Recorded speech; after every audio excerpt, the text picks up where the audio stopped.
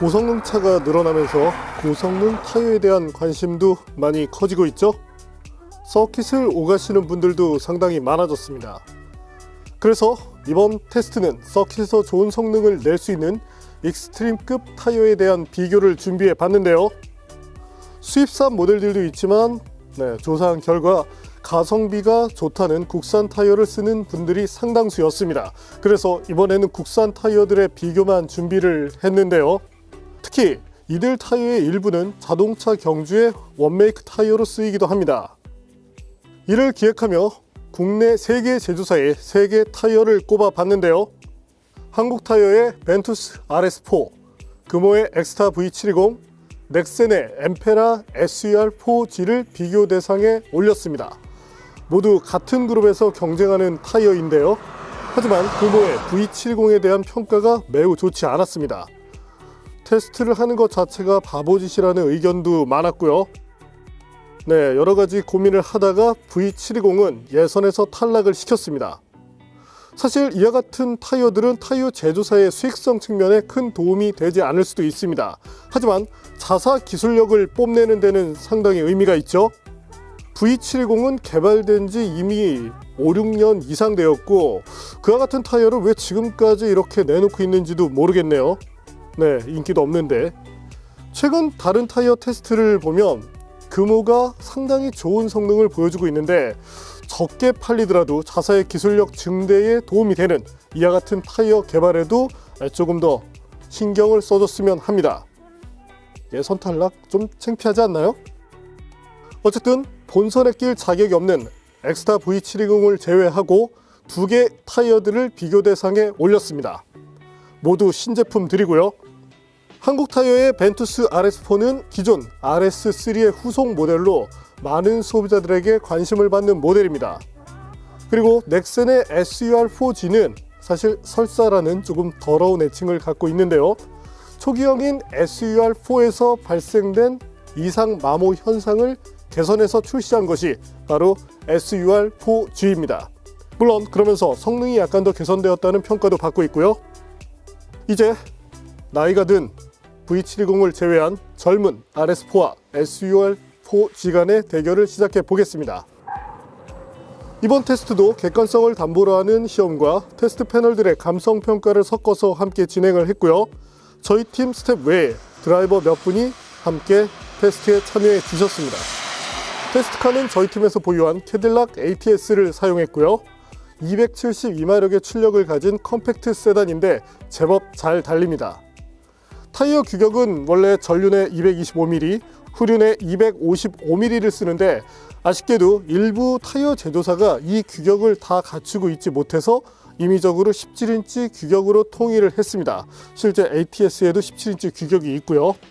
그렇게 선정된 규격은 둘드로 45R17 규격입니다. 시작에 앞서 각 타이어의 무게도 측정해 봤는데 모두 유사한 수준이었습니다. 다만 최종적으로 휠과 결합되었을 때 한국 타이어가 평균적으로 300에서 500g 정도 소폭이지만 무거운 모습을 볼 수 있었고요. 대략적으로 두 타이어 간의 평균 무게는 22kg 정도라고 봐주시면 됩니다. 휠과 결합된 상태죠. 자, 그럼 시작해 볼까요? 첫 번째 시험은 정숙성입니다. 사실 스포츠 타이어에서 별로 중요하지 않아 보이지만 장거리 주행을 할 때 소음이 증가하게 되면 피로감이 상당히 높아지죠. 이 때문에 이 부분의 중요성도 일정 부분 강조가 됩니다. 자, 그 결과 넥센의 SUR4G가 조금 더 좋은 모습을 보여주고 있죠. 사실 1dB 차이라는 것이 작아 보일 수도 있지만 두 타이어를 실제 다뤘을 때 그 차이가 조금 더 두드러지는 것이 사실입니다. 이번에는 제동 성능 시험인데요. 우선 젖은 노면에서의 성능부터 확인해 볼까요?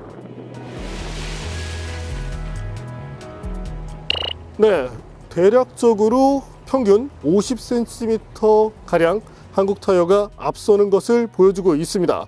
확실히 최근 다른 타이어군에서도 그렇지만 한국 타이어가 제동 부분에서 잘하는 모습을 보여주고 있죠. 특히 웻 성능을 강조하고 있는 것이 요즘 한국 타이어의 특징입니다. 이번에는 마른 노면에서의 제동 성능을 볼까요? 네, 여기서는 상황이 조금 달라졌는데요. 한국 타이어는 대략적으로 35에서 36m대 성능을 보였고 넥센은 35m대에서 후반에 가서는 34m대 성능을 꾸준히 이어가는 모습을 보였습니다. 최단 거리가 34m 초반인데 네, 캐딜락 ATS가 거의 BMW M3급의 제동 성능을 보여주고 있는데요. 정리를 하자면 제동력에서는 SUR4G가 소폭 앞서는 모습이었습니다. 하지만 젖은路面을 만나게 되면 상황이 조금 달라질 수 있고 이때부터는 RS4의 성능이 올라간다고 봐주시면 됩니다. 이번에는 슬라롬 성능을 볼까요? 우선 마른路面에서의 슬라롬을 해본 결과 RS4가 앞서는 것을 쉽게 확인할 수 있었습니다. 수치적인 기록뿐 아니라 피드백의 정확성, 안정감 측면에서도 큰 차이를 보였는데요. 테스트에 참여한 일부 패널은 SUR4G의 횡 그립 일부에 대해서 신뢰하기 어렵다는 평을 내기도 했습니다. 노면을 잡고 있다가 한계가 넘어서는 시점이 너무 빠르고 다시금 그립을 회복하는 시간도 길었기 때문인데 이 부분에서는 누가 차를 타더라도 RS4의 성능이 더 우세하다는 데 의견이 모였습니다. 자, 그럼 젖은路面에서의 성능도 볼까요? 수치적으로 보면 편차가 커 보이지 않지만 사실 성능 차이가 매우 크게 드러났습니다. SUR4G는 사실 젖은路面에서 거의 성능을 내지 못했는데요. 만약에 서킷을 달리다 비라도 오는 상황을 맞게 되면 상당히 주의를 할 필요가 있었습니다. 자, 여기서 잠시 두 타이어의 트레드 패턴을 볼까요? RS4는 그래도 배수성 부분을 감안하고 있는데 SUR4G는 마른路面에 대해서 올인하는 모습이죠. 코너링을 비롯한 긴급 회피 능력, 또한 저희가 시험한 다양한 조건에서도 RS4 쪽이 조금 더 높은 점수를 가져갔습니다. 자, 이렇게 기본적인 테스트는 끝났는데요. 그럼 종합 성능을 비교해보기 위해서 서킷으로 한번 가볼까요?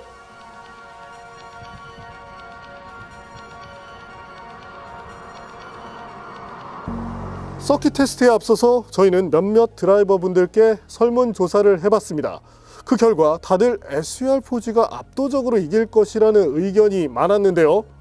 사실 앞서 보신 필드 테스트에 참여했던 패널들도 필드 테스트에서는 RS4가 좋은 점수를 받았지만 서킷에서는 또 다른 변수가 나올 수 있지 않을까 이렇게 의견을 내놓는 분들이 많았는데 그럼 어떤 결과가 나올지 한번 지켜볼까요?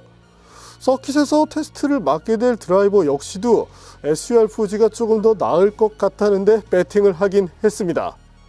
그래도 오랜만에 서킷까지 왔는데 SUR4G가 이길 것 같다는 의견이 많으니까 그냥 커피나 마시고 갈 순 없겠죠. 자, 그럼 한번 시작을 해볼까요? 글러브를 보고 아실 분들도 계시겠지만 과거 저희 팀에 있다가 뛰쳐나간 전인호 기자입니다. 서킷 업계에서 진짜 빠른 드라이버, 그리고 유튜브나 대중에게 인지도 높은 드라이버.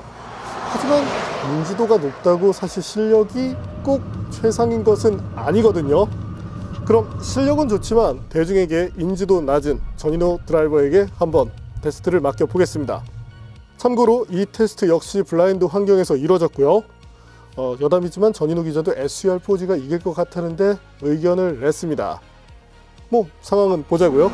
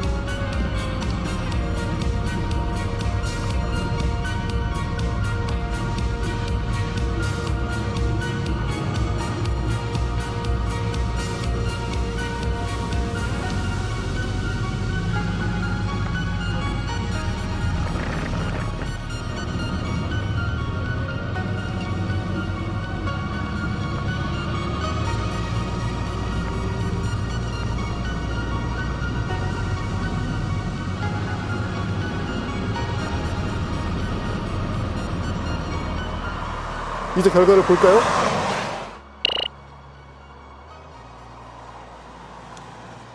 대부분의 소비자분들 또한 드라이버 분들도 SCR4G가 더 빠를 것이다 라는 데 의견을 모아 주셨는데 시험 결과는 달랐습니다. 그래서 저희도 여러 가지로 생각을 해보고 이 업계의 이제 전문가 분들께 의견을 여쭤봤는데 그 결과 동일한 조건에서 타이어를 비교해 본 드라이버가 없었습니다. 또한 같은 차로 운전을 하긴 했는데 RS4를 먼저 써보다가 향후에 SR4G로 바꿨더니 기록이 더 좋아졌더라. 그래서 SR4G가 더 좋다는 의견을 주시는 분들도 많았는데요. 자, 계속적으로 차를 타다 보면 실력도 같이 늘어나게 됩니다. 타이어 성능에 의해서 편차가 확 벌어지는 것이 아니라면 운전 실력 자체가 늘었을 가능성도 있다는 것이겠죠. 물론 다른 차에서 테스트를 했다면 다른 결과가 나왔을 수도 있습니다. 가령 전륜구동형 고출력 모델이라면 제가속도에 타이어가 조금 미끄러지더라도 가속 페달을 밟고 유지할 수가 있거든요. 반면 후륜구동은 미끌리는 상황에서 가속 페달을 밟고 있으면 그 모든 것이 다 손실로 연결이 됩니다. 때문에 미끌리는 상황에서 가속 페달을 밟을 수 없게 되죠. 어쨌든 평가는 동일한 기준에서 이뤄져야 하기에 이번 시험 결과 RS4가 조금 더 높은 점수를 받게 됐습니다.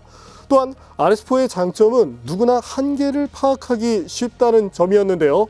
한계를 넘어섰다가 돌아오는 시간도 상당히 빨랐고 이런 것들은 운전을 하는 측면에 상당히 도움이 될 수 있습니다. 타이어를 신뢰하게 되니까요. 향후에 SCR4G는 다소 좀 불분명한 그런 한계 특성을 개선해주면 좋을 것 같습니다. 이렇게 두 타이어의 점수가 다 합산되었고 RS4가 약간 더 좋은 점수를 받고 나서 저희는 한국타이어 홍보팀에 몇몇 가지 질문을 했는데요. 질문 내용은 다음과 같습니다. 그리고 한국타이어 홍보팀이 대행사를 통해서 보내온 내용은 다음과 같습니다. 카탈로그 출시 내용, 그리고 출시했다는 보도자료 한 장, 이렇게 딱 두 가지 자료를 보내주셨네요. 질문 내용은 이러했는데 답은 이렇게 왔습니다. 한국타이어 개발 연구원님들 잘 보고 계신가요? 일은 이렇게 하는 겁니다. 쉽게. 저희도 사실 이런 자료를 받으려고 질의를 한 게 아닌데 자, 마지막으로 가격을 볼까요? 가격 차이는 제법 났는데요. 아무래도 SCR4G의 가격이 조금 더 낮았습니다. 하지만 꼭 저렴하다고 해서 좋게만 평가하기 어려웠던 게 저희가 동일한 환경에서 테스트를 진행한 뒤에 마모도를 측정해 본 결과 한국타이어 RS4가 조금 더 나은 모습을 보여주었습니다. 가격이 높지만 조금 더 안정적으로 수명을 더 길게 해서 탈 수 있다면 그것만이 꼭 비싸다고 보기는 어렵겠죠. 어쨌든 일반 소비자분들께서 서킷에 가셨을 때 조금 더 안정적으로 편하게 성능을 낼 수 있는 타이어로 저희는 한국타이어의 RS4를 추천합니다. 하지만 넥슨도 분명히 선전했죠. 이제 기술 격차가 크게 줄었다는 것을 체감할 수 있어서 좋았습니다. 자, 이제 최종 정리를 볼까요?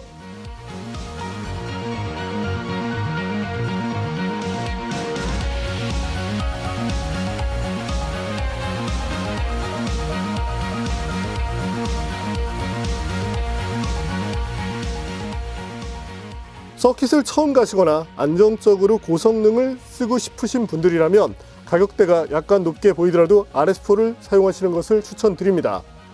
타이어 값도 중요하지만 사실 자동차 수리비도 만만치 않거든요. 하지만 서킷에서의 연습량 자체가 중요하다면 SCR4G를 사용하시는 것도 좋겠습니다.